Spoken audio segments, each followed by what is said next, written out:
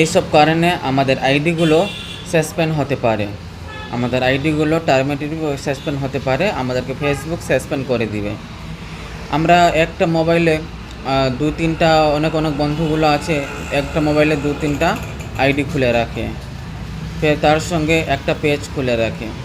তো আমরা এক একটা আইডি লগ ইন করে সে আইডিতে যাই, ওখানে একটা পোস্ট করি, ফের অন্য আইডিতে লগ ইন করে ফের অন্য আইডিতে যাই বা পেজে যাই। এইটা যদি আমরা বারবার করতে থাকি, সেখানে ওদিকে একটা মোবাইলে যদি আমরা লগ ইন করতে থাকি অন্য আইডি, আমাদের নিজের আইডিগুলো, তাহলে সে পক্ষে ফেসবুক ধরে নেবে কি এটা স্ক্যাম চলছে, সেই জন্য আপনার আইডিটা সাসপেন্ড করে দিবে, আপনি ফেসবুকে প্রবেশ করতে পারবেন না। সেই জন্য বন্ধু আপনাদেরকে বলছি, একটা মোবাইলে একটা আইডি একটা পেজ রাখুন, সে পক্ষে ভালো হবে।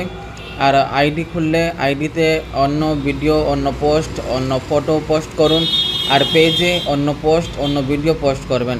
কোনো দিন একটা ভিডিও একটা পোস্ট কোনো দিন দুটাতে পোস্ট করতে যাবেন না, দুই আলাদা আলাদা করে পোস্ট করতে হবে। থ্যাংক ইউ, জয় হিন্দ।